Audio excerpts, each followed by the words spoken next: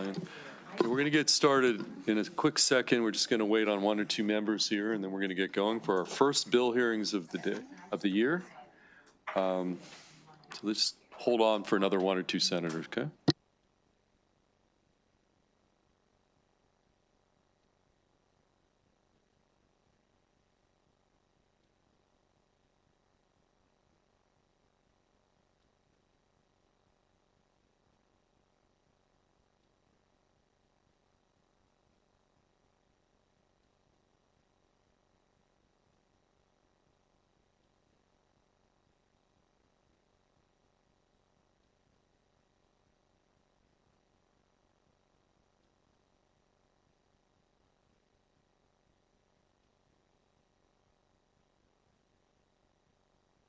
We have a quorum.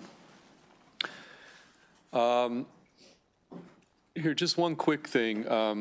We're starting at 11 today. We've got the pro formas for at least on Wednesdays next week for sure, and maybe even the following week. So we're going to make a slight modification. So for next week, instead of starting at 11, we're going to start at 10. Because I got some consensus. People wanted to kind of maybe get going a little earlier. So we'll start at 10 a.m. next Wednesday, not 11. I will say that Senator Watson did bring this issue up, but then there was a consensus reached by other people, so we'll give him credit. Okay, with that announcement, we do have a series of Senator Kagan, Vice Chair Kagan bills, and we are going to start with Senate Bill 93, Senate Bill 93, which is a sponsor-only piece of legislation. And Vice Chair Kagan, the floor is yours. Thank you, Mr. Chair. I'm honored to kick us off for the 2026 legislative session. Hold on one second. Hold on a second. We're getting a little feedback here. Hold on. Only positive feedback, right? Yeah, maybe everybody's volume on your computers off. Let's make sure it's on. I'm communicating with Anna. Okay, let's work out our annoying technical issue here.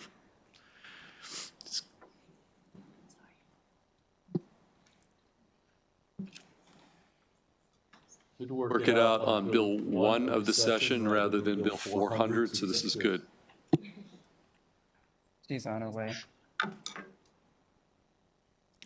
Let's wait for our technical support staff to figure this out.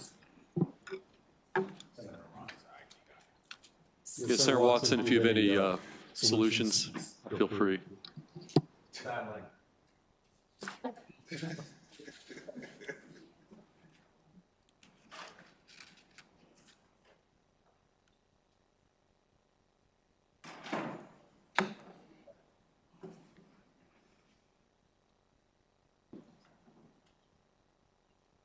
Test, test, test.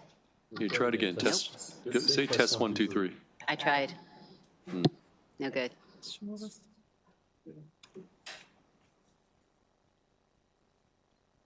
My testimony is so good it will echo through the ages. I think we're ready to roll. All right. Okay, everybody, we're on Senate Bill 93 from Vice Chair Kagan. You may proceed, and you can take the time you need to present Thank you, the Mr. bill. Chair. For the record, Cheryl Kagan, very proud to be the senator for Gaithersburg and Rockville. Welcome, Senator Harris. The rest of the committee has known and loved all 4 of these bills, but I will take an extra moment to make sure that we catch you up, but it's terrific to have you on the committee. This is a simple bill that passed this committee unanimously last year in 142 places in our law books. It refers to the word church in diversifying diversity in our faith, I can't even speak, my first bill here. In increasingly diverse Maryland, we have not just churches, but we have synagogues, temples, mosques, and other locations. It is just accurate to change it and more inclusive. The other thing it does is work towards getting rid of some of the gendered words in our law books, which is what we've been doing as we hit our section. So it changes clergyman to member of the clergy. I think that's it. There's no fiscal note at all. It was not controversial. It is the third reader version with the amendment that we did on the floor last year. And with that, I'm happy to take any questions. Okay, questions for Senator Kagan? Okay, seeing none, that concludes the bill hearing on Senate Bill 93. Senator Kagan, you're going to stay up there. We're going to Yep. now move to Senate Bill 5. Senate Bill 5, special elections to fill vacancies in office from legislators. Thank you, Mr. Chair. Again, for the record, Cheryl Kagan, very proud to be the senator for Gaithersburg and Rockville. This is a bill that you have seen regularly, too often, but it is a new day in the House, and these bills, which used to be passed unanimously in the Senate and then go over to the House to die, are going to a different committee that is more collaborative and more open to these policies. So special elections is to make sure that we change from legislators who are selected to those that are elected. We have a disproportionate, shockingly, and undemocratically number of legislators in our body and in the House. It especially happens in the first year of a four-year term when a governor picks from among the talented colleagues, and then those vacancies are filled by party leaders rather than by the voters for the full four-year terms. This simply says that at least if there's a vacancy, at least 55 days before the filing deadline, that these will be included in the off year, what we call off year, in the presidential elections, so that there will be an appointment only if it's in the latter half of the four-year term. So the first chunk of the term, it will be selected by the voters, and after that, it will be selected by the party committees as it is done now. This bill has passed unanimously through the Senate and through this committee multiple times, and I'm happy to take any questions. And it is identical to the prior years. Okay, questions on this piece of legislation? Senator Washington. Thank you, Senator, for bringing this back. I support the bill, of course, obviously, but I just want to give you an opportunity to address a question that's been raised about tell us why the 55-day period, works, and does this give enough administrative time? Thank you. And feasibility for the local boards? Thank you, Senator Washington. 55 days came from our State Board of Elections, and that gives enough time for visibility and for inclusion on the ballot so that there is, and then after that, it goes back to the party committees. Let me clarify that this bill would be, if it's approved again and goes to the governor, it will be on the ballot this November. And assuming the voters approve it, and I should say that poll data shows that Maryland voters overwhelmingly love this idea. They want to pick their legislators and not have them appointed. 85%, in a Gonzales poll, 85% of Marylanders want to be able to pick their own legislators. If it is approved by the voters in November, it would go into effect right away and would apply for the next term. Okay, so this is a constitutional amendment, would have to be approved by the voters. Senator Harris? Thank you, Mr. Chair. So great bill. I think I'm the latest one that got appointed and sitting here in the Senate. And before even getting appointed, I agree 100% on moving in this direction. My only question for me is that will the Central Committee still be able to appoint the individual, and then they still end up on that cycle of the election, that off-cycle election, or are we saying that we're going to keep the seat vacant until the special election? Like, which part I just want to make sure we get that. Thank you, Senator Harris. Great question. Great inaugural question on our committee. So first off, this bill, even if it were law and in our Constitution now, would not have affected you. Would not have affected any of those that have vacated their seats for retirement, resignation, moving to another office, working for the governor, or God forbid, died. So it would not affect at the end of a term, the second half of the term. But there is a vacancy that would be appointed and filled as a placeholder only until the presidential election, so that the people would still be represented. There would not be a vacancy. Absolutely. Okay. Because one of the questions I know the central committees have asked me prior to walking in here Yes. is that they want to still be a part of that process. And obviously, they still be able to be a part of that process. It's just after they do their selection, the individual is now Correct. needs to be placed on the ballot. It is seen as an unfair advantage to put someone in a place that would then run and be running as an incumbent, run with easier fundraising, easier name recognition, maybe running with colleagues. And so that's why it would be a short-term appointment and then go from there for the special election.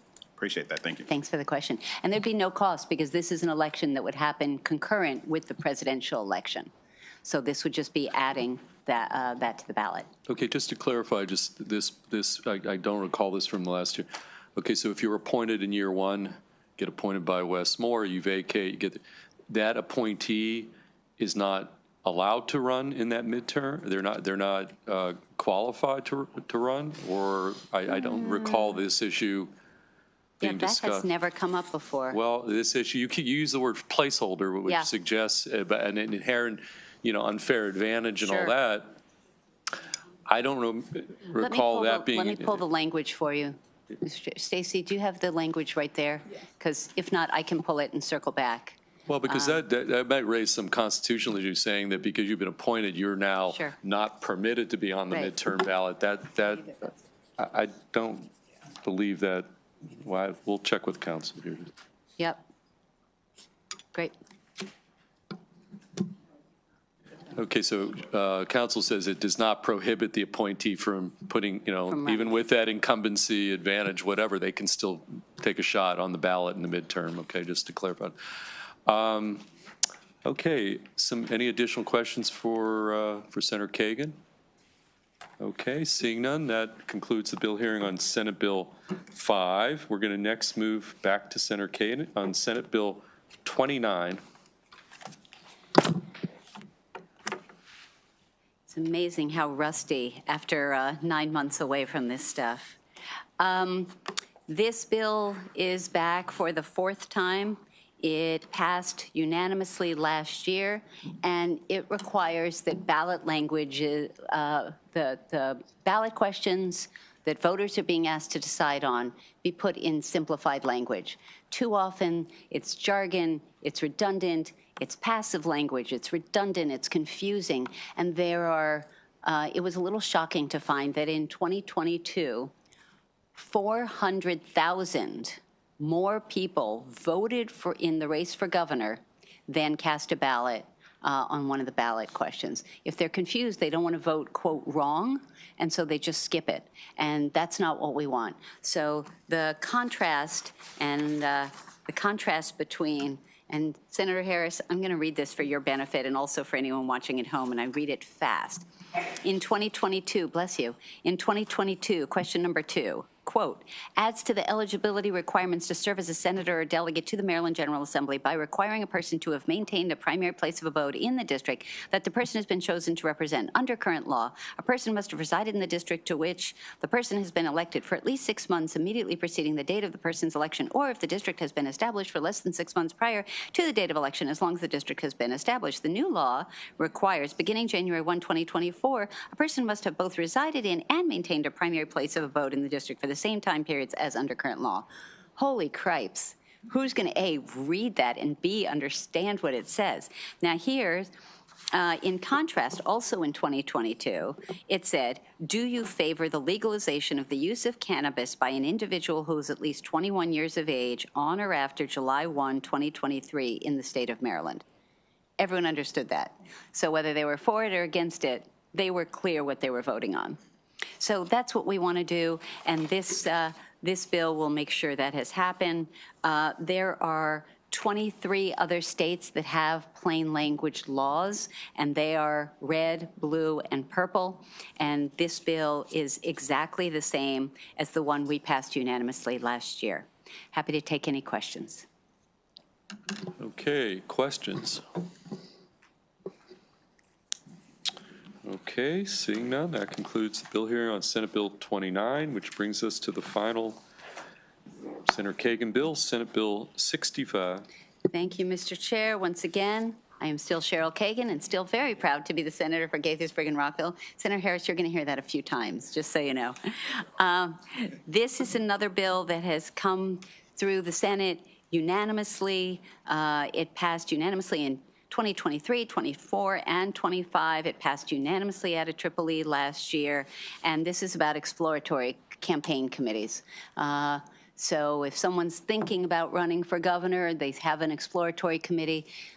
There are no restrictions. There is no transparency. According to legal law, according to court rulings, there can be no campaign donation limit. So literally someone could give a donation of $1 million, a special interest. We would never know about it. It's not disclosed anywhere. And there are no restrictions on what a candidate or a prospective candidate could spend the money on. So this sets up guardrails that the money has to be disclosed without limit, but the $1 million would have to be disclosed so that we know who's funding these candidates or prospective candidates, and that it can only be spent on stuff that makes sense, that if someone were thinking about running for office, that they would spend it on polls and hiring staff, buying computers, renting campaign space, buying ads, the stuff that we do when we run a campaign.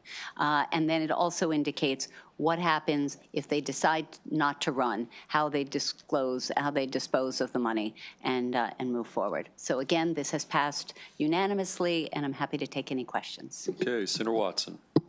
Thank you for that. I don't have a problem with most of it, but I want to just question the first part. Tell me what difference it makes whether you know who provided the money if the money is being used in a proper fashion.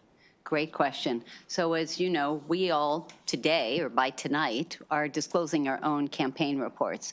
And there are people who want to know whether we took money from, I will say, no, I'm not going to use that example. I will say the gun lobby before we vote on a gun bill. And so they want to know, and there's some people who equate money received by us with how we vote. I think most of us vote on the principle and on the substance and not based on who our donors are, but there's a perception and there's at least a conversation that could be had. If someone gave you $1 million, I think it would be legit to ask about, are you doing a special favor for them? Are you giving them a contract that maybe they wouldn't have earned? It's about transparency and accountability. Okay, additional questions for Senator Kagan? Okay, seeing none, that concludes bill hearing on Senate Bill 65. Thank you all. And we are going to now move to Senator Hester. Are we ready to go on Senate Bill 141? And we will have our first actual panel. We've got Sarah David from the Office of the State Prosecutor here. Is Ms. David here? There she is. And Jared Demarinis from our State Board of Elections. It's going to be our sponsor panel. So, Senator Hester, you take all the time you need, and then, again, we're early in session. We're going to give latitude to your two sponsor panelists. Okay, Senator Hester, Senate Bill 141. Thank you for your consideration, Mr. Chair, members of the committee. It's great to be back here again. Thank you for your consideration of Senate Bill 141, which aims to prohibit the distribution of deceptive deepfakes intended to mislead voters about our elections. As this committee has discussed, artificial intelligence is becoming more accessible, and election interference through synthetic media has grown increasingly concerning. AI-generated images, videos, and audio recordings are being used to spread materially false information about how and when to vote, election results, and the integrity of election administration itself. Recent elections abroad have demonstrated how quickly deceptive content can be deployed to confuse voters and undermine confidence in democratic systems. For example, in Germany's 2025 election, an AI-edited announcement from a British intelligence service featured falsehoods about bomb threats, poison ballots, and imminent attacks on German polling stations.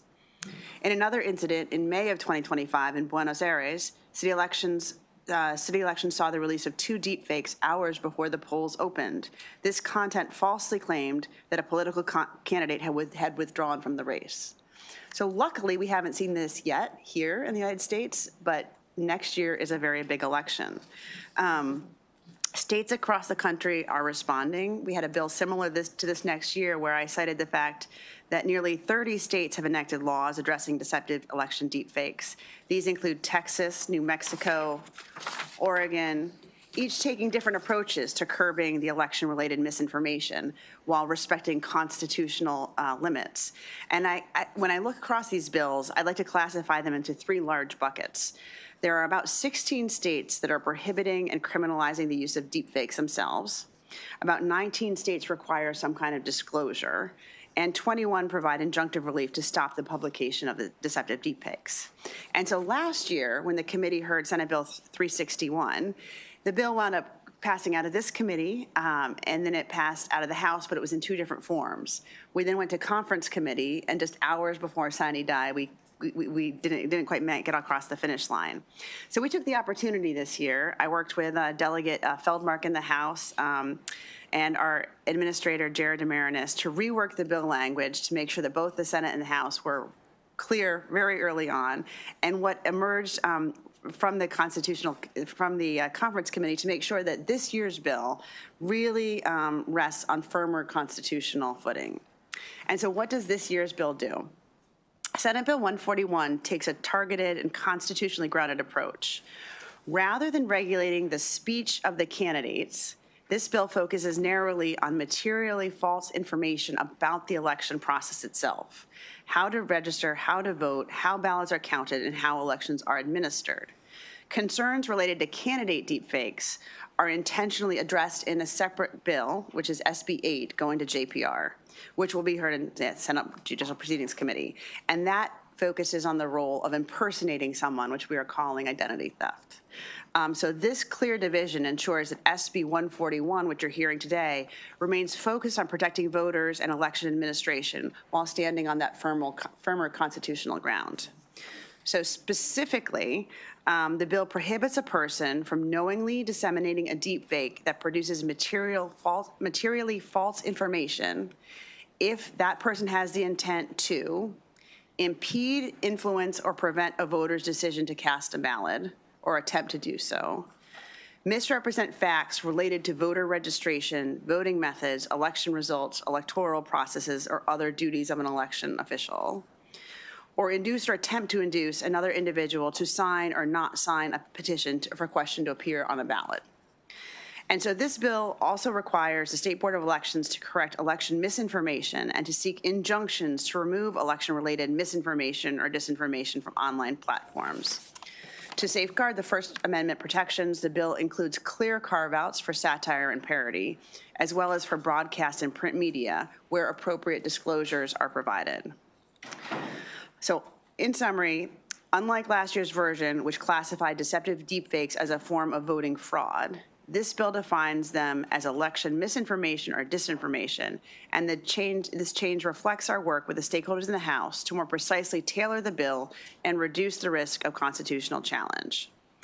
As AI continues to advance and the 2026 election approaches, it's critical that Maryland has clear, enforceable protections in place, and for these reasons, I request your favorable report on Senate Bill 141. Okay, let's take the testimony from the two panelists, and then we'll take questions. So I'm here wants to to go help answer first? questions. So Jared Okay. Demarinis, State Administrator of Elections. I'm just here to help answer any questions on this. And Okay, we'll go to Ms. David. Do you, Sure. Okay. and again, we're early in session. Just take the time you need to Okay. your testimony. Good morning, Mr. Chairman and members of the Education, Energy, and Environment Committee. My name is Sarah David. I am the Deputy State Prosecutor at the Maryland Office of the State Prosecutor. For those who don't know, our office handles political corruption, police misconduct, and relevant here, election law violations throughout the state. In recent years, artificial intelligence tools have become more available and way more capable. As elections experience new challenges related to the use of artificial intelligence in our elections, the laws have to adapt. And that's why we encourage a favorable report on Senate Bill 141 and want to thank Senator Hester for her leadership on this very important issue. I'm going to focus on just discussing the provisions that start with subsection C, as those are the criminal provisions of the statute. Most importantly, this statute criminalizes the intent, not the creation, of a deepfake. That's important because it ensures that this legislation maintains First Amendment protections when the intent is satirical or while ensuring culpability when the intent is to defraud voters. Also importantly, this legislation is about fraud used to impact a voter's decision to vote. So this criminalizes the use of artificial intelligence to show an image of a polling place on fire or advising voters that the election is over and they need not vote. It criminalizes the use of AI to purport to be, say, an election official like Mr. DeMarinis saying that they found false ballots and the election is not legitimate. This legislation specifically addresses challenges related to voter suppression as it relates to the decision to vote in an election, participate in a ballot initiative, et cetera.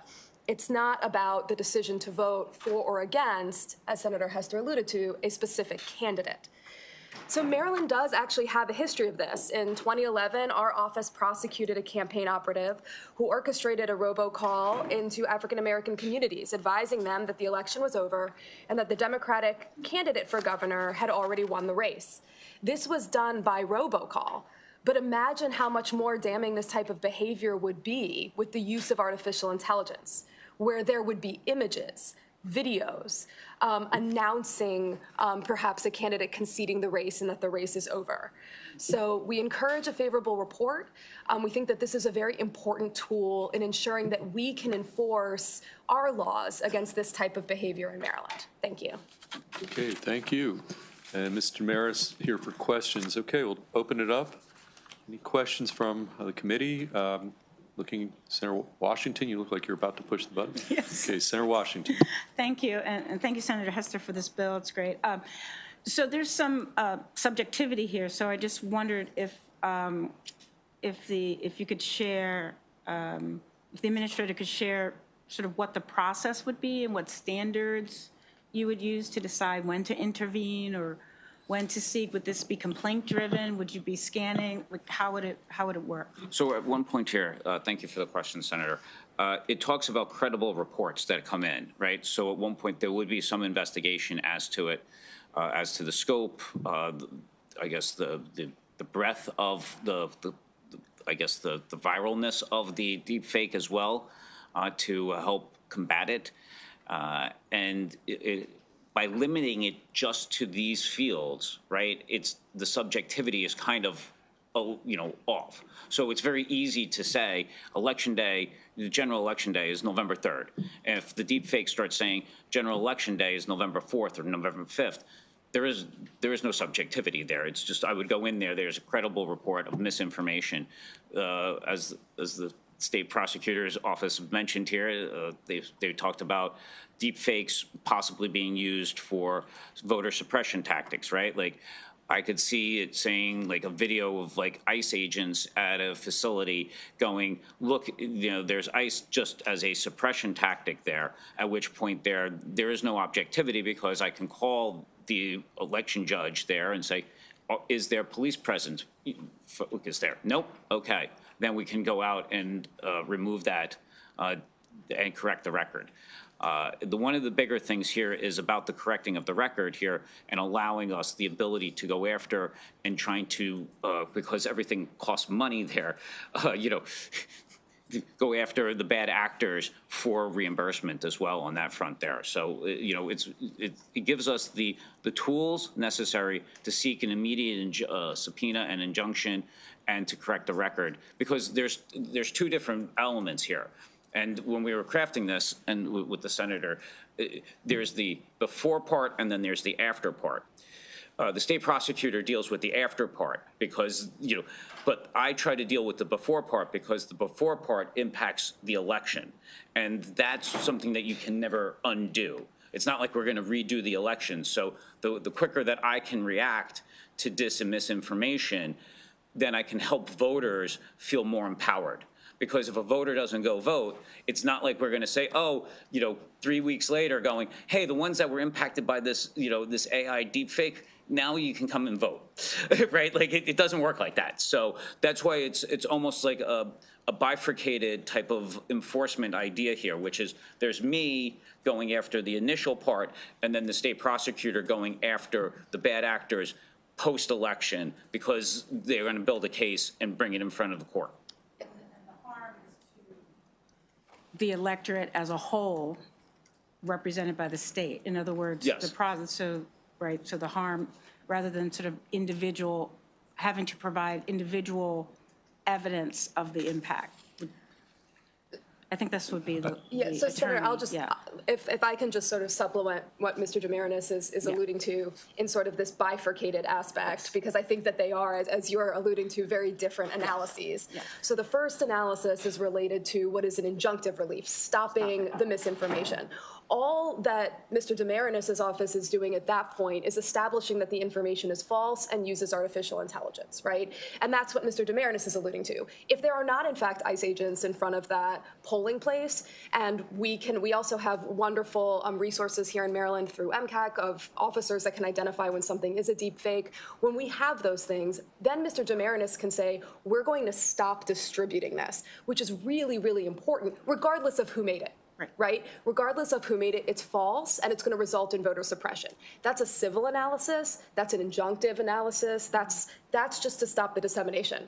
What you're alluding to at the second half of your question is where our office would come in as far as accountability, and that would involve an investigation related to individual organizational culpability. And that can be multi-factored, not only related to sort of the use of AI, but all of the laws we already have in place, voter suppression, as well as sort of if they don't, I would assume someone creating a deepfake probably didn't use an authority line, and those types of things. So that's, but yes, it can come from sort of any complaint.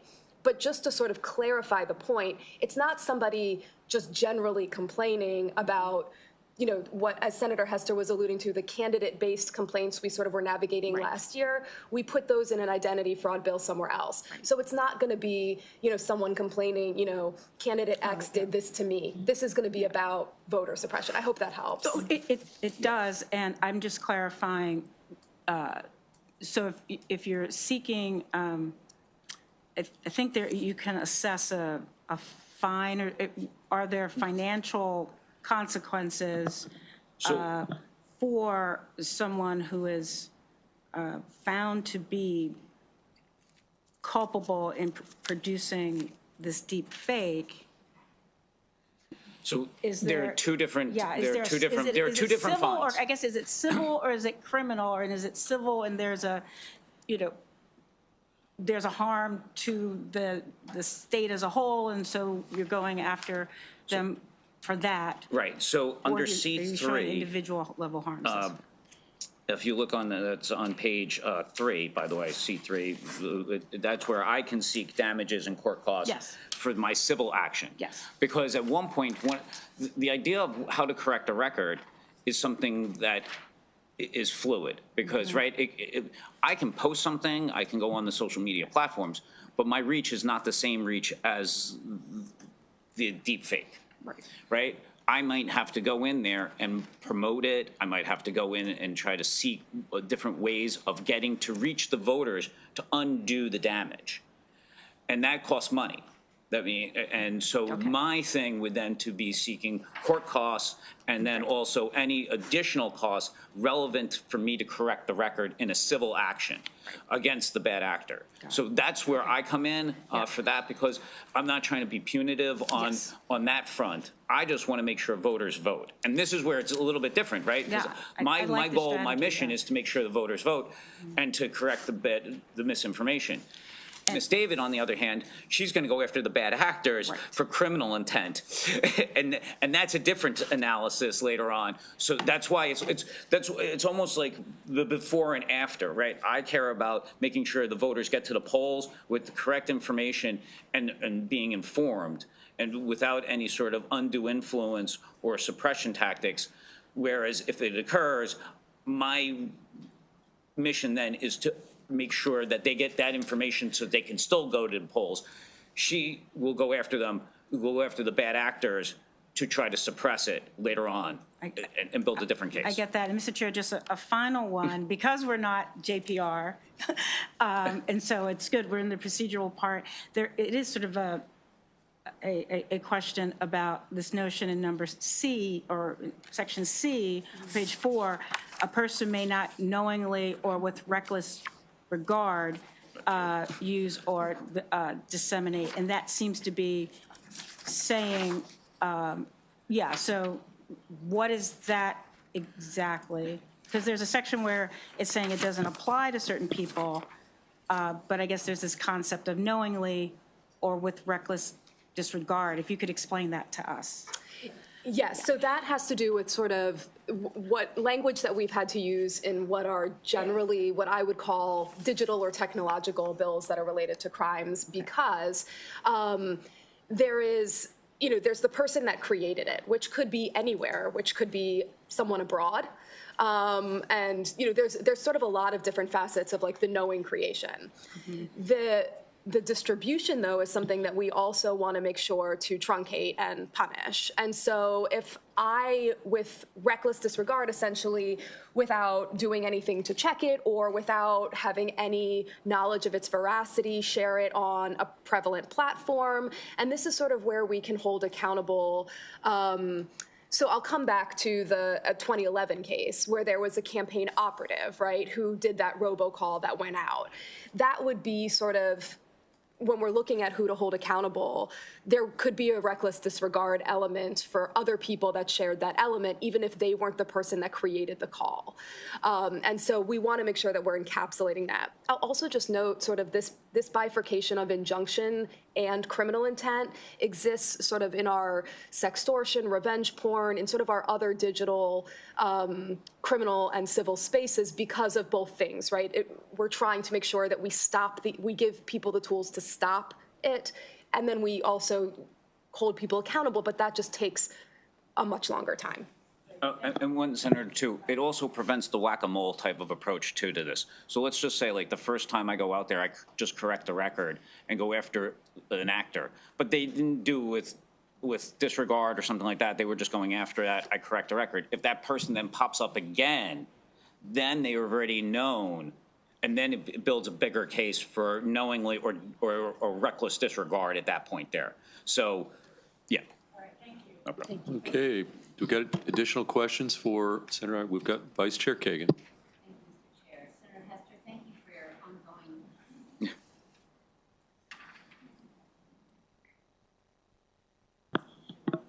I know, I tried. Okay, thank you. Senator Hester, thank you for your ongoing work on this important issue, and thank you for the bill. I have two things, one for you and one for Mr. Demarinis. First question, have you had a chance to look at some of the testimony that offered amendments, and do you want to speak to those, or is that something you want to circle back? There's some suggested amendments in the testimony. I think that we've seen a couple of them, and we've had discussions, but we don't think that they're necessary at this point in time. Okay, so the Maryland-Delaware DC Press Association just kind of doesn't want to have to be the enforcer and need to research I had every not single seen that ad. one. There's several. Yeah, so maybe take a look and maybe you can fill us in after you get a chance. Be happy to. That'd be great. And Mr. Demarinis, June 1st effective date, which I think is appropriate and all that, I just want to make sure, is the State Board of Elections and our 24 local boards of elections ready to be trained and ready for notification and enforcement before our June primary? Well, this doesn't really, I mean, it comes to the state board, all the complaints and everything, so it's the state board and the state administrator, so it's myself, so I think I'm ready to handle and look at the complaints and move forward with it. And it's necessary to do it before the June primary because, of course, that's when the most activity can Absolutely. occur. So yes, we'll be ready for it as well. And then I think the state prosecutor's office will be ready for any sort of post-election analysis that if it does occur. Hopefully, this bill, by having the June 1st effective date, will at least make bad actors pause more so Sure. than not. If they know about it. The reason I mentioned our LBEs, our local boards of election, is because it might be in a local sheriff's race in Dorchester County, so it might not even be something that gets flagged for you. So the local folks might need to pop it up to your We attention. have constant communications with the. I assumed that, but I just thought we ought to say that for the record. No problem. Thank you, Mr. Demarinis. Thank you, Mr. Chair. Okay, additional questions? Senator Brooks. Thanks, Chair. Thanks. Maybe, I don't know whether you mentioned this or not, but in a situation like this, who would be liable, the operative or the candidate? Both, with deep fake information. So as far as sort of the candidate would not be, I mean, that's sort of where the investigation takes place. If the candidate did it, then the candidate would be liable.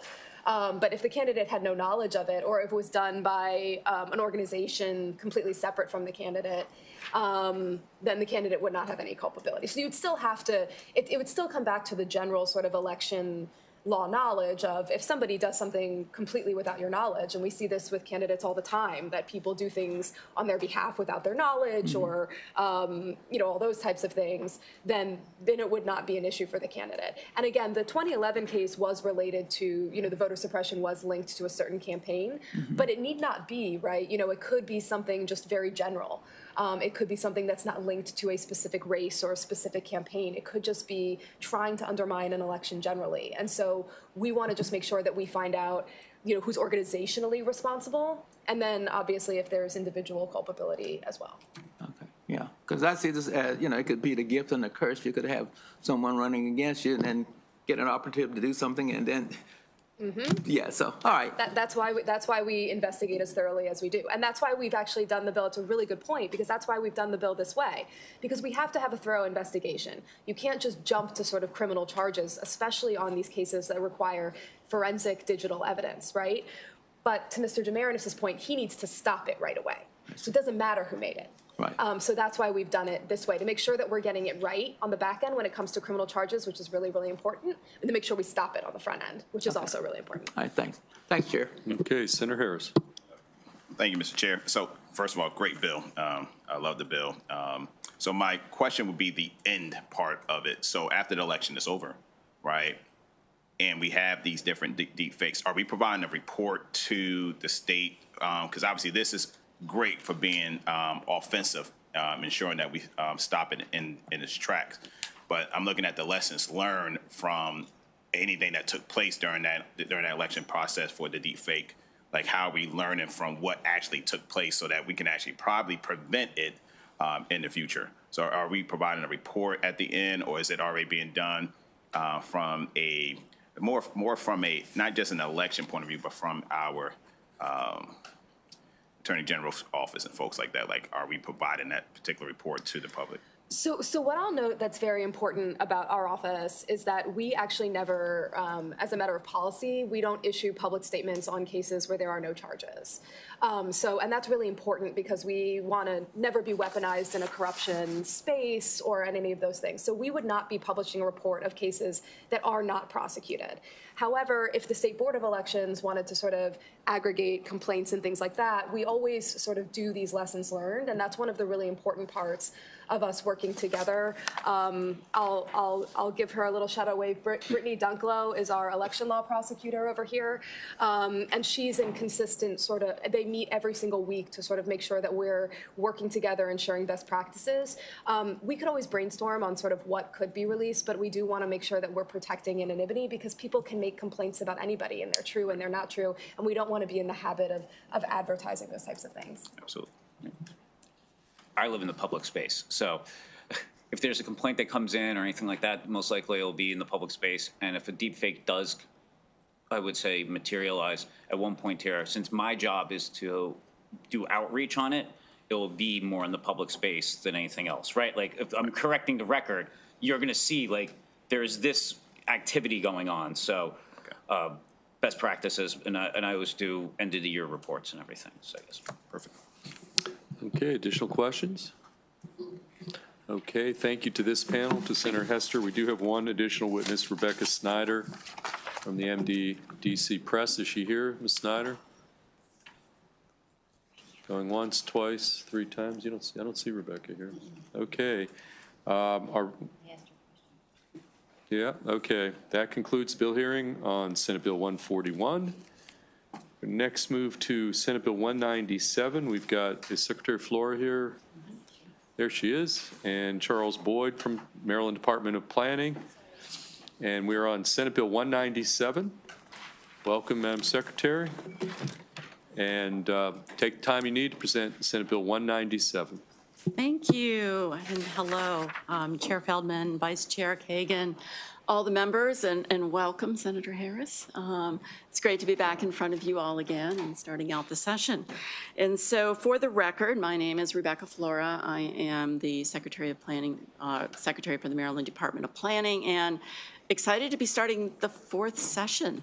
Yay, wow, time has gone so fast. And so I am truly honored to continue to be serving Maryland in the position of Secretary. Joining me today is someone with deep, deep experience with Maryland Code and Planning, which is our Assistant Secretary of Planning Services, Chuck Boyd, who I bring with me to basically go into the real deep dive of some of the code issues to be able to answer a lot of your questions today. We basically have been embarking, so anyways, let me go back to, for the record, Maryland Department of Planning supports Senate Bill 197. And what I'd like to do is just start out with comprehensive planning. So comprehensive planning in Maryland, and I know many of you get involved in your localities, but it's done at a varying degree of rigor based on community scale, capacity, socioeconomic trends, physical context, among multiple other factors influencing the current condition of a community. The comprehensive plan for each municipality and county sets forth a vision for the future. While it's not intended to be regulatory, it's the foundation. It's clearly a critical part of every community setting forth what it sees as its future. And it's the basis upon which we develop regulatory tools, such as zoning, that are established to create the legal framework. So that's my quick tutorial for any of you coming new to comprehensive planning. There's a lot involved. Through our dialogue with planners across the state, which we stay in very close touch with, Chuck's team, works very closely with the local planners. I'm out there as much as I possibly can be. But along with economic development players and conservation advocates and community stakeholders, and additionally through national research. Chuck and I are both part of the American Institute of Certified Planners. This is our profession. We've been doing this for a lot of years. I won't say how many combined, Chuck. But we really are also trying to keep an eye across the country in terms of what our colleagues are doing and really trying to ensure that Maryland is staying up to date with how we're approaching comprehensive planning and many of the planning approaches that we do and what is in code. One of the things we've learned is that essentially, I think we've been seeing this. If you were to think about where we all were 10 years ago and things that have changed around us, there's been a lot. And so when you try to create a vision for a community amidst fast-changing new markets and a whole variety of issues happening around you, that's a tough thing to do, which also speaks to the need to be less prescriptive in comprehensive plans, but actually let them be the vision document they're intended to be. Interestingly, and Chuck can correct me, but we see plans taking anywhere from 1 to 4 years. They're often done by everything from a highly sophisticated county planning team, much bigger than mine, to the town clerk or whoever can wear that hat in some of our rural areas, or consultants that are brought in with their template. The state requires a review every 10 years. That's a review. We're not in a position to tell you how to do your plan. Only what occurs in statute is a frame. We are charged with basically the role of reviewing the local plans and processes. Chuck tells me we see about 20 to 30 a year, because keep in mind, we have nearly 125 of these being developed across the state. We embarked with all of this in mind, really 3 years ago, 2 years, it was kind of started out when I first hit the ground. Wanted to really look at, are we out front in terms of how we think about comprehensive planning in the state of Maryland? So we started actually then 2 years ago with an effort to not only what I would call modernize, update, review the code, does it make sense, but re-envision how we think about comprehensive planning in the state of Maryland. We started first by introducing the notion of sustainable growth through a new lens of thinking about what is growth in Maryland and how do we think about it through the 3 pillars of sustainability.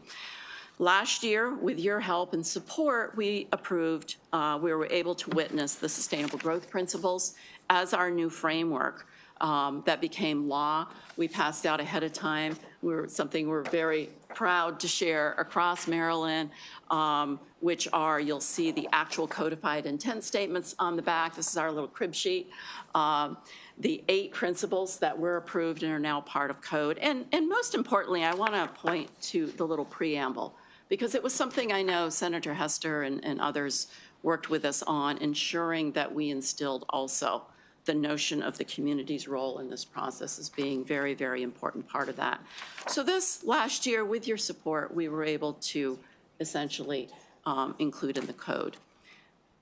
Today, and with this bill, we are now looking toward, in very simple terms, creating alignment between that and the comprehensive plan elements.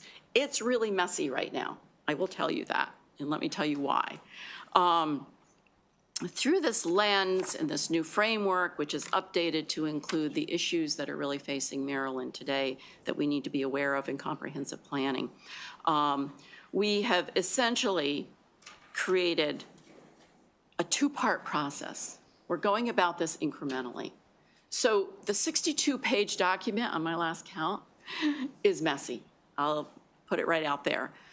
We really wanted to do this in 2 parts because in the first step, we want to bring these principles across to now be the primary elements in a comprehensive plan document.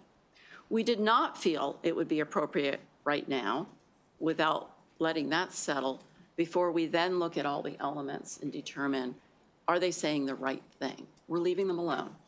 We're just simply reorganizing how this is done so communities can get started now with this clarity of these 8 principles as how they frame and align.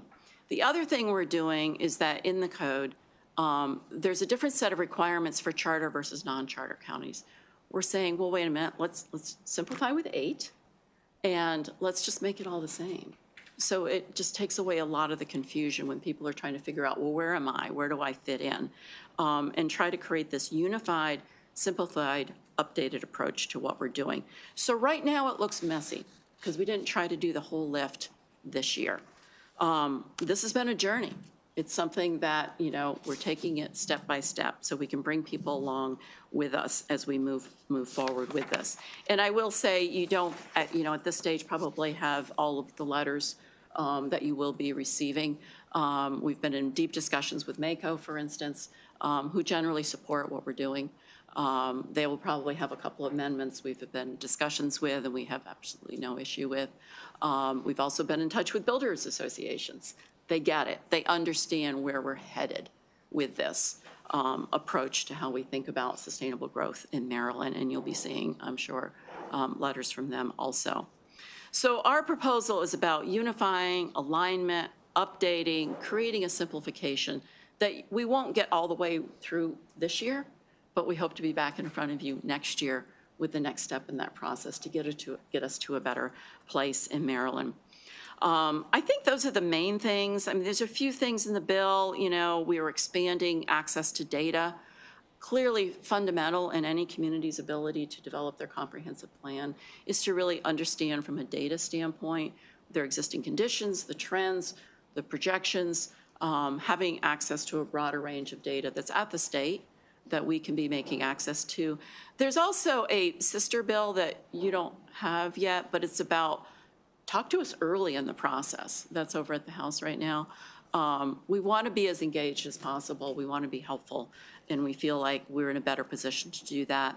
The other thing I didn't mention that we're really excited about is upon approval of this and enactment October 1 of 2025, we then followed in December with releasing our implementation guide that gets into the details as a guidance document along with case studies, metrics, a whole set of tools for communities to use in implementation of how to utilize these principles. We're going to continue to build on that. We feel that this is a frame that we can do many things with in addition to training programs that Chuck's team oversees. And so we're really excited about where we're headed. We're not all the way there yet, but we really ask you to help take this next step with us in this journey towards simplifying and unifying our code around comprehensive planning. So with that, Chuck and I are here to answer any questions, but I hope that explained it a little bit better for you. Okay, before I turn to Vice Chair Kagan, Ms. Boyd, just here for questions, or? Yeah, just for the record, Chuck Boyd, Assistant Secretary of Planning Services. I'm here to answer any questions that Secretary Flora thinks I may have a better answer for. Okay, Vice Chair Kagan. Mr. Chair, Secretary Flora, thank you for all you do, and Chuck, thank you, and thank you for this thoughtful bill. I have two questions. One is the bill keeps talking about charter counties. I live in a charter county. I don't really know, I am not expert at code counties, but it looks like a reference to code counties is bracketed out. So if you could speak to that. And my second question is, it talks about streamlining approval process. And I wonder, shall provide for the streamlined review of applications for development, including permit review and subdivision plat review.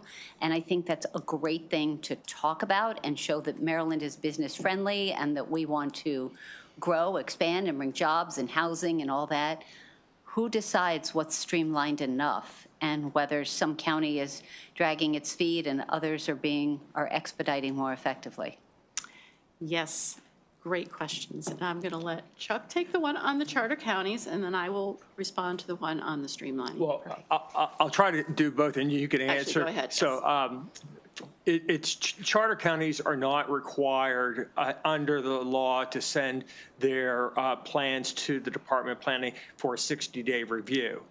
The law also says in there that code counties shall be considered charter counties for the purposes of land use. And so in our two-page summary here, we mentioned that it's slash non-charter slash code. So the code reference there really is it's a non-charter. It's also considered a code county is not a non-charter. It is code counties are charter counties. So just to get it clarified, again, they are not required to submit their plans to us at the Department of Planning for a 60-day review. That's the difference between Chuck, charter and non-charter. On page 17, lines 27 through 30, it's bracketed out. This section applies only to a charter county or a code county, blah, blah, blah, and that's removed. And that's the only reference to a code county anywhere in this bill. And so that provision, I think it's bracketed out because, and this is what the Secretary reference to in our introduction, is that because the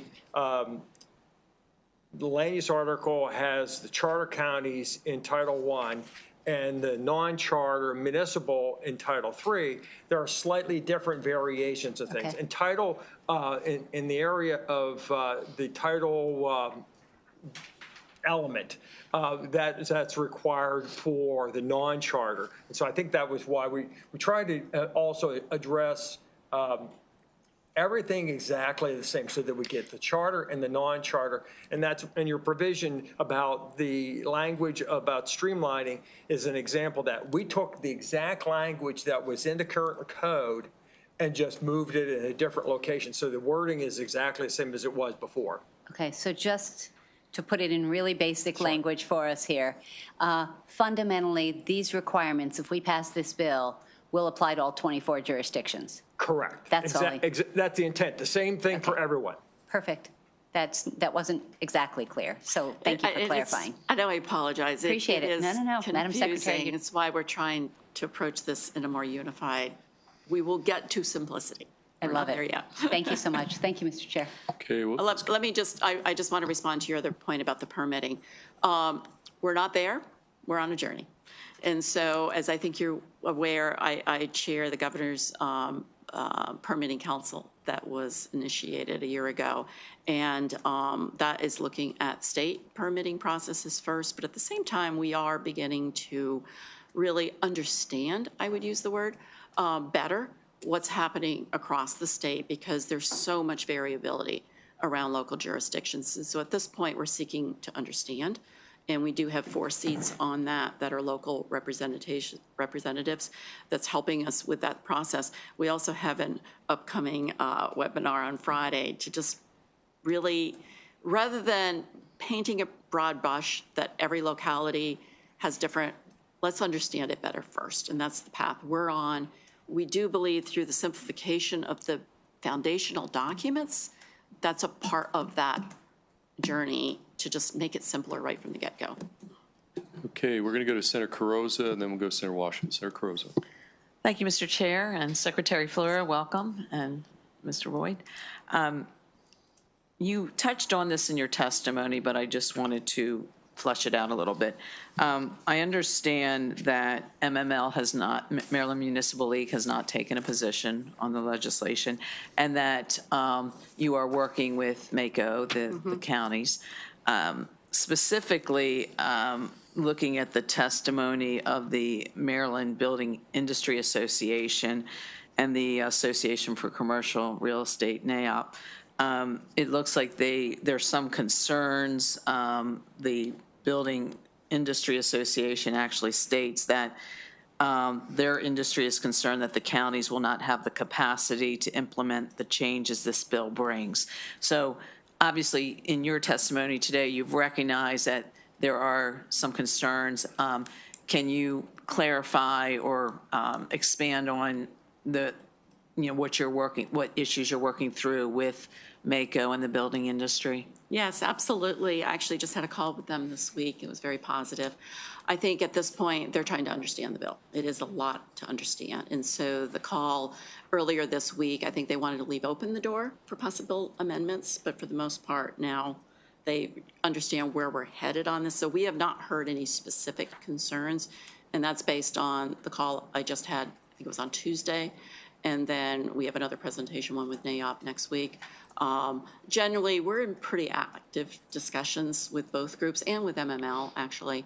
And so to date, no specific concern. I think they're trying to understand all the pieces of it, and as soon as they raise any, we'll certainly be circling with them to discuss that with them. I'd appreciate any updates on that. Thank you. Absolutely. Okay, Senator Washington. Thank you, Mr. Chair. I have a number of questions, but there's some I'll just email and I'll share with committee counsel, but just allow a few sort of key ones. First of all, thank you for the comprehensive look at the planning as a department itself, commission, and looking forward to working with you on these. I'll just limit it to 3. So is there a state plan? In other words, under the state finance and procurement article, which is oddly where you are, which I have a bill to suggest that we kind of move you out of that section of the law because it has a history of when the planning department managed the capital budget, and you don't do that anymore, right? And so you're more of a traditional agency. Okay, so, but you are directed to do a state development plan. Do you do that, and are these components a part of that? Thank you for asking that question. The state plan has come up. Chuck and I have had conversations about that. There is a requirement the Maryland Department of Planning develop a state plan. The current plan that's on the books, so to speak, was developed during the Hogan administration, and then of course there was one before that with the O'Malley administration. We have held off doing the new state plan with the hope that we will be successful with this frame so that we can actually do a new state plan utilizing this particular frame of the planning principles. We have been in discussions with the governor's office about this and when would be the right time to embark on that. We are, of course, optimistic that there will be a second term, and that's when that would occur. But as of this point, we've been on hold of wanting to really embark on that until we are able to basically clean up and reorganize and realign the parameters in the frame by which we'd be doing that, which would be the new principles. Okay. But Chuck, anything more you can add on that? You were involved in the last one, I know. You're right. The one on the books is the Better Maryland, and the components of it still are being utilized and guidance until such time. But the legislation, quite frankly, needs to be revisited as well, as you've identified, because it's very antiquated. It was actually written back in the 1950s, and until the Plan Maryland came around, there was never an official state plan. So it had been on the books for 40-some years until such time as the first state development plan actually was adopted by Governor O'Malley at that time. So it is a challenge, and there is a reference, quite frankly, in our legislation that talks about areas of critical state concern because of that antiquated nature. It's irrelevant to planning today. Right, right. And Mr. Chair, sort of following up on this, you know, it sort of guides everything is that there is an assumption, which was happening in the 50s, of grow, grow, grow, develop, develop, develop. And all permitting, everything is about driving sort of more and more and more. So increasingly, I would ask, would a plan also need to, and I think you do reference, it is referenced in the land use code, that one of the responsibilities under the land use code and the authority of the state when it asks for the comprehensive plan is the preservation of natural resources. And so would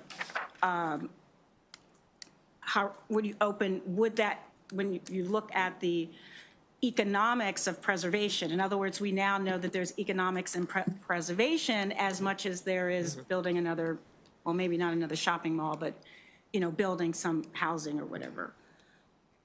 What's your thought about this being a state that what's in the code of preservation should also be incorporated into this bill or into the state plan? I think there's two parts to that, but I'll start, and maybe Chuck will have some thoughts on that. But most importantly, first of all, I totally agree with you. Maryland, you know, from mountain to eastern shore, and our natural resources and the great work we've done to preserve a lot of those and conserve them, and now in the case of maybe in some cases regenerating, you know, is critical, not only our tourism industry, but our agriculture industry and a whole other array of our economic development agenda, and reason why people want to live here also.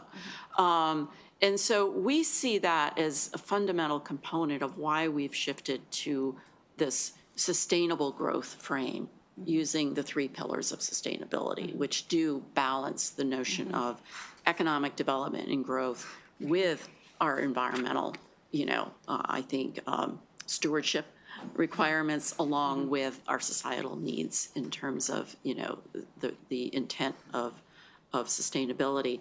And so I think this frame of the sustainable growth principles very much speak to that balance that we need to uphold, and not only, I think, do in terms of how we think about planning, but we've added to that as part of our guidance documents, metrics to go along with that so we can get beyond what has traditionally been simply the priority funding area metric to one that really looks at, you know, all 8 areas and the themes that we have under those around human well-being, climate mitigation, and economic opportunity. So we're actually very excited about this path we're on to get us to a better place where those things are in more balance. And then just finally, in the spirit of plain language, just use of the term, you know, preservation, which is in the land use code as a mission of our land use frame and zoning,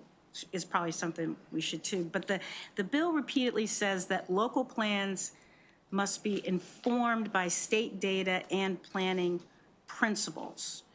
So I guess, again, this gets to the Vice Chair's question about, can you clarify, how does this work in practice?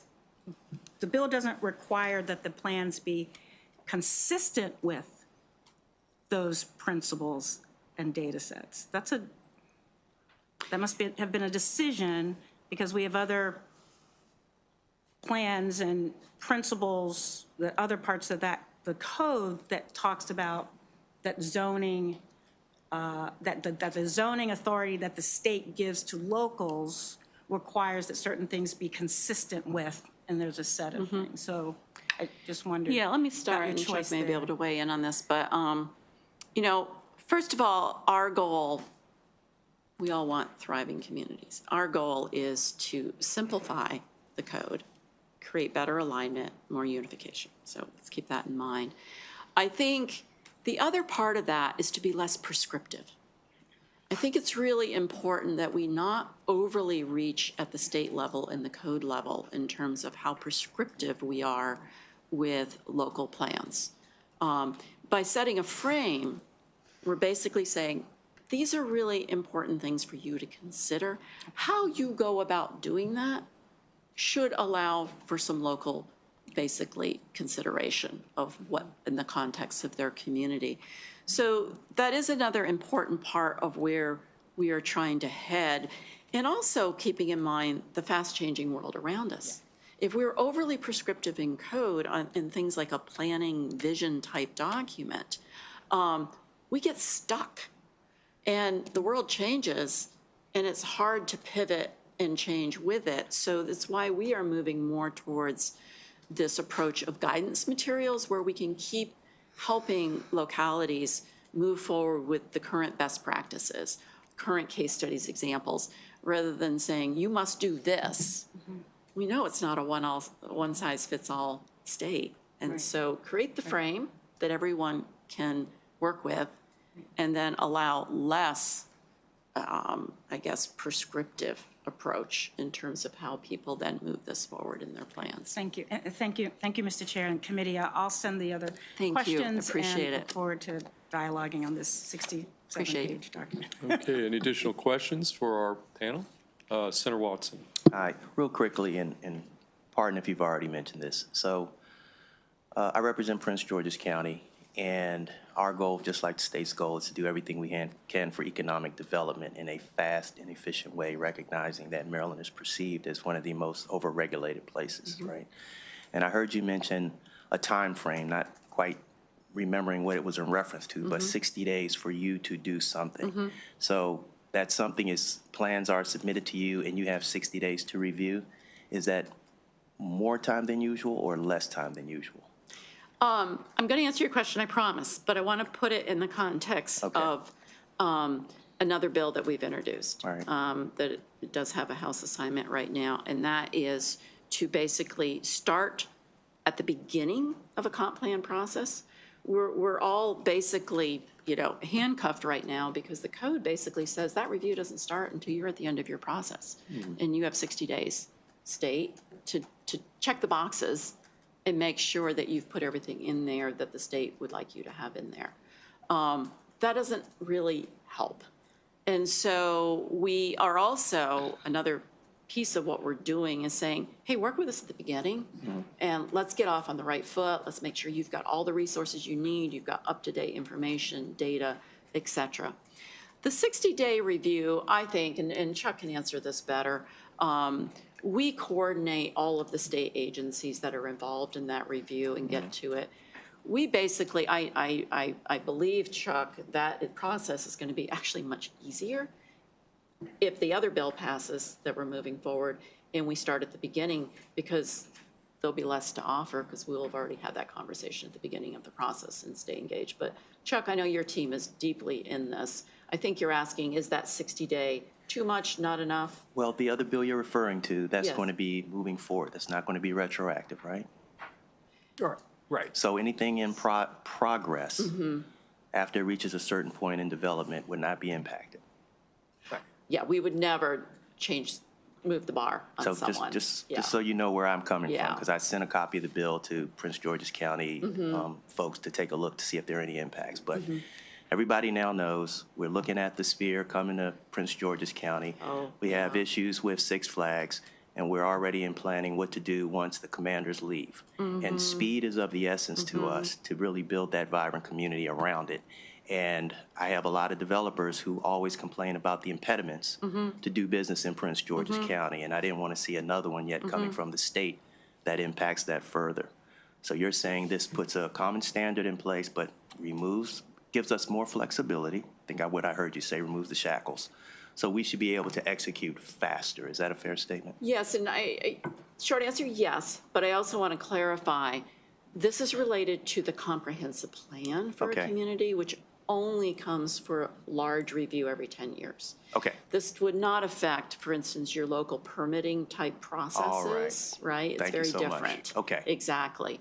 I think, though, to speak to the 60-day for the comp plan review, Yeah. it's my hope, unless I lose more staff, that we would actually be able to certainly, not only we already keep to the 60-day, but potentially even do it sooner. It's a little bit out of our control because we have to coordinate other agencies. But I think that's different from what you're referring to with your concern about permitting. Thank you for review, that and approvals. clarification. And just for the record, Prince George's County is not subject to the 60-day review.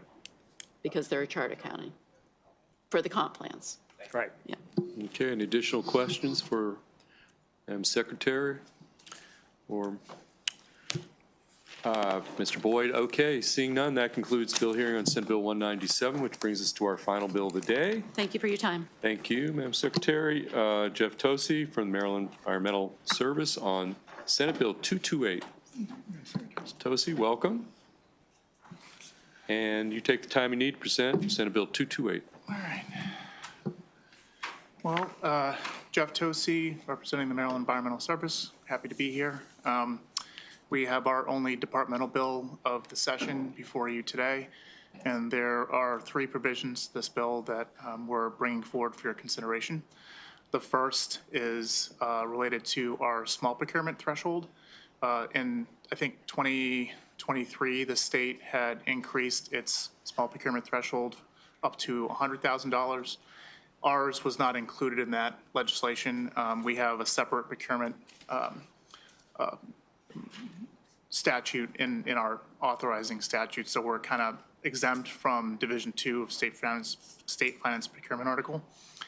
And so we still have a small procurement threshold of $25,000.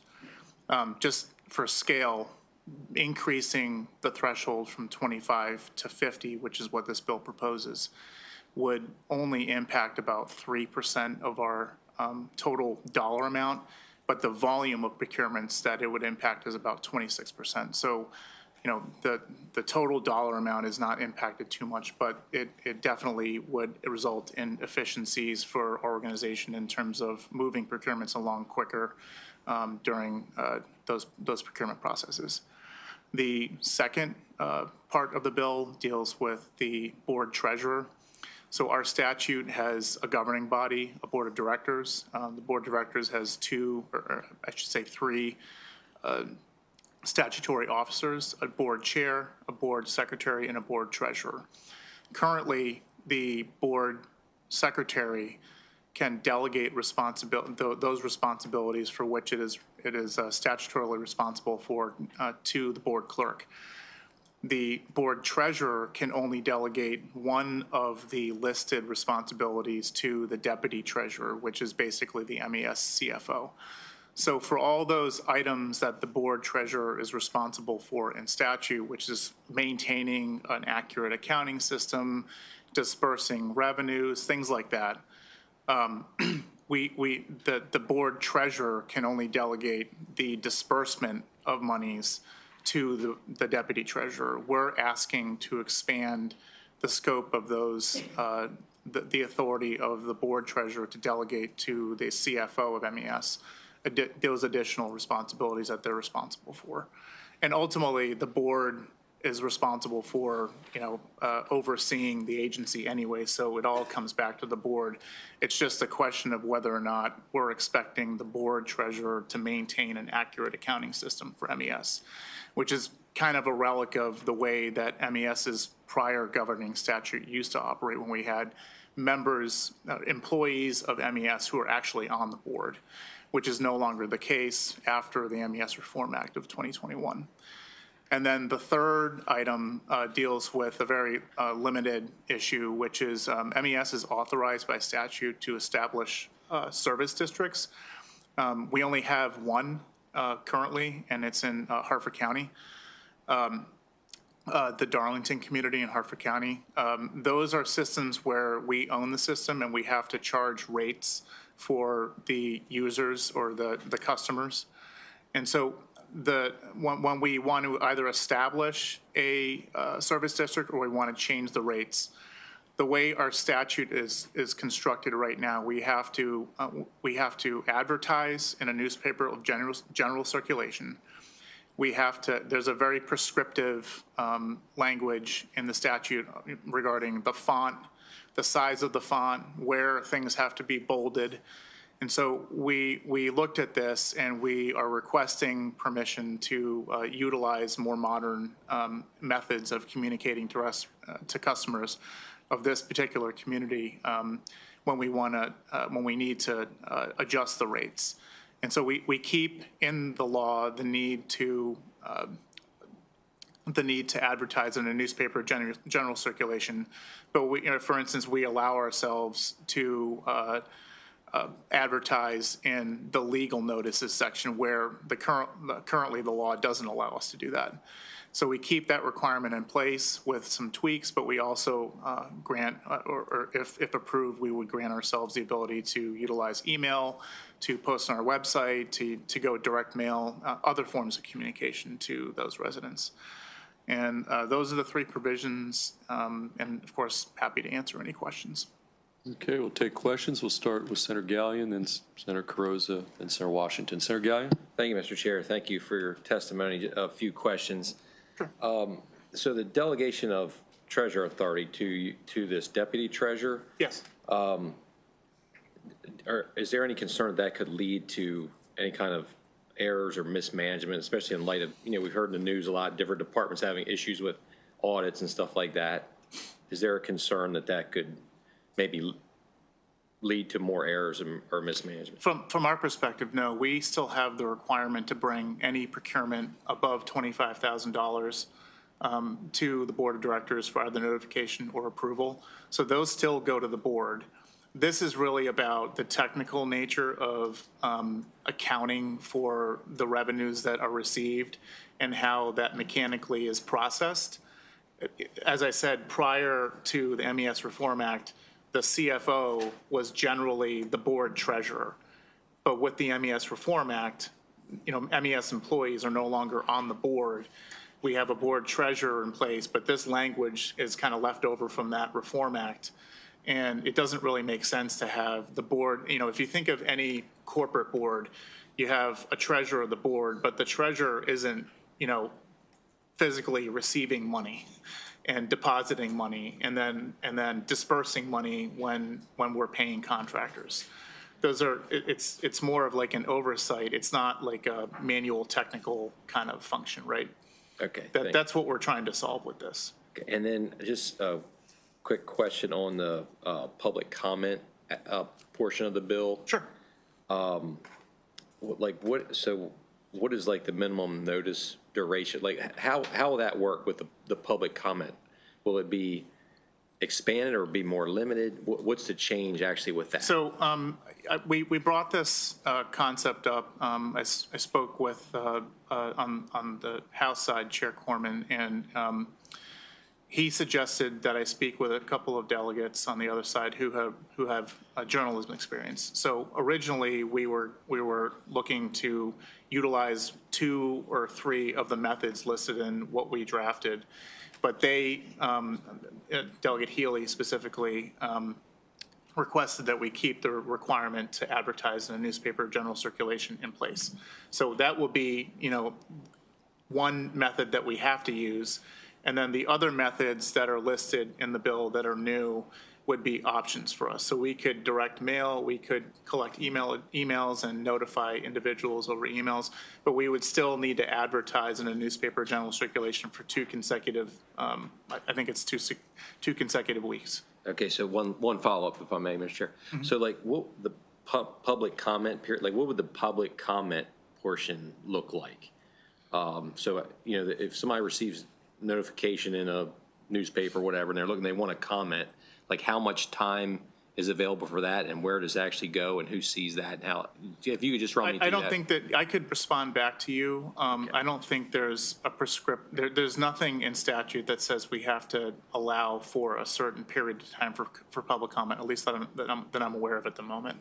If I'm mistaken, I'll get back to you, but we would we would develop a rate schedule, and then our board, we would need to take that to our board. Our board would then have to approve, and all of our board meetings are live streamed and open meetings.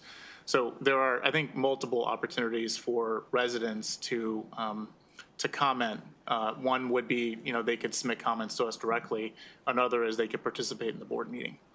Thank you. Okay, Senator Carrozza, then Senator Washington. Thank you, Mr. Chair. Mr. Tosi, thank you, and the team at Maryland Environmental Service. They've been helpful with technical assistance and other guidance to local jurisdictions in my district, which is the question I'm asking is this proposal to increase the small procurement threshold to $50,000. You note in your testimony that it's to increase organizational efficiency. It is. Can you also translate that into how it could also benefit our local jurisdictions?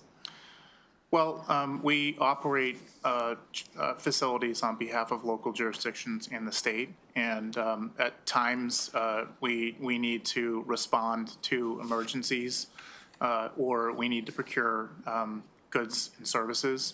When we do those on behalf of our clients, currently we would need to go out for an invitation for bid at $25,000 for whatever thing that our client needs. That might take several months. By increasing the threshold to $50,000, we would need to obtain 2 quotes, and those goods and services could be procured in a matter of days or, a week. So, it allows us, I had mentioned during my testimony, I had mentioned that only about 3% of the revenues captured between $25,000 and $50,000, but about 26% of our procurements are within that threshold. So 26% more of our work on behalf of our clients are going to be, is going to happen, within a matter of days or weeks versus having to go out for invitation for bid. And give a couple examples of clients in my district would include. I'll have to get back to you on that. I don't have an example off the top of my head. I was aware that you've been working with Wycomico County and yeah, and others. I think some of the work with Wycomico right now is conceptual with respect to the landfill issues. Okay. So I'd have to get back to you on that one, if you don't mind. But the bottom line is it should benefit at the local level as well. Absolutely. As far as expediting, a contract. Yeah, 95% of our clients are state or local government clients. Right. So, we are non-budgeted. All of the operations that we do across the state, over 1,000 projects and operations, all have to be under contract with our clients, 95% of which are local and state governments. Thank you. And so we are across the state from Garrett County all the way to Wycomico and Somerset, and so everywhere in between. Thank you. Okay, Senator Washington. Hey, thank you, Mr. Chair.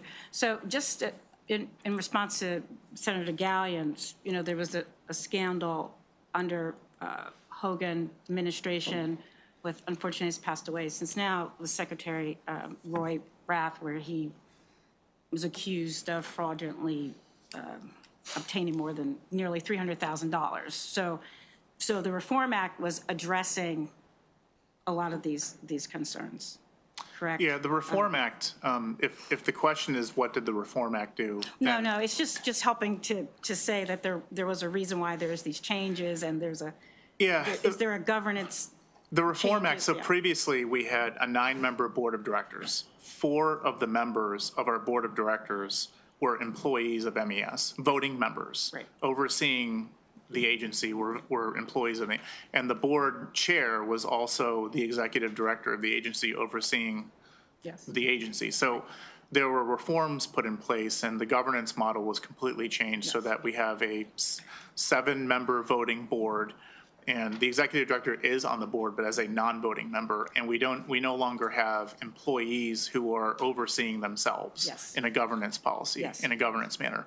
So I think some of this language might have been left over from when, say the CFO for MES was also the board treasurer. Right. And it made sense that the board treasurer would have control over the the ways in which we collect and disperse money, things like that, and developing an accurate accounting system. But that's obviously no longer the case because we don't have the CFO as the board treasurer. Yeah. So that's what, it's really just about kind of correcting some of that language Yeah, from the just Reform giving you Act. an opportunity to let Yeah. the public know that things are in much better shape since they were under the Absolutely. prior administration. But I actually, it seems like some of our members really know what MES does. And I know it was formed in the 70s, and it used to be under DNR. You're right. And somehow that got rolled out. So you separate it, and it's like a public corporation, or if it's a public instrumentality, but it's also a business. So I'd really like to better understand what exactly you do, and so how are you a public instrumentality, but also a nonprofit business unit? Well, that's the language that the General Assembly came up know. with. So, And, but what do you, so we were do you work established. for, I guess, I'll make it clearer. Sure. So you said that you operate local facilities. Yeah. Okay. So why would you do that for a I mean, just,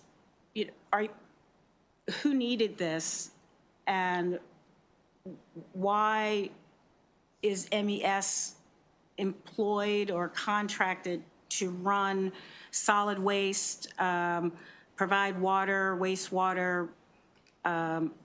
It looks like you do some consulting on project management, construction, just really. Yeah, we have a broad Yeah. sort of mission. We started out in 1970 as a division within DNR, really to the Department of Natural Resources, to really operate wastewater treatment facilities at state parks. Okay. They needed experts to handle those facilities because they're not experts in managing those types of facilities. Okay. For why they couldn't hire people to do those types of things, it's not, I don't really know the answer to that, but Yeah, but in that's 1993, we separated, the mission was significantly expanded to include other types of environmental facilities like solid waste, recycling, Okay. composting, and, stormwater issues, some other types of permitting issues. We've been expanded to also operate dredging facilities, so dredge material containment facilities like Popper Island and Hart Miller Island. We operate those as well. We are also instructed by statute to respond to certain environmental emergencies, which is why we have an exemption from Division 2 of State Finance Procurement Article, so that we can craft our own procurement rules and be able to respond quickly to environmental emergencies. I'll give you an example. We came in and were directed to take control of the Back River wastewater treatment plant. We brought that facility back into compliance with its permits. We responded to a water distribution issue in Lonaconing. Came in and immediately brought that facility, that water distribution facility, into compliance with its permits, so the residents can have water. I just want to, because I'm mindful of the time, and also it just seems like I need a longer conversation. But trying to understand, are you directed by the state to, for example, in the case of Baltimore or wherever, are you directed from the state, or do you you respond to RFPs? We are statutorily prohibited from responding to an RFP. However, if a jurisdiction or a state agency requests us to provide them with a quote for services. Now, we have many different experts. We have engineers. We have a significant amount of really high-quality people at MES. As our mission has expanded over the years, we have to respond to that request for a quote.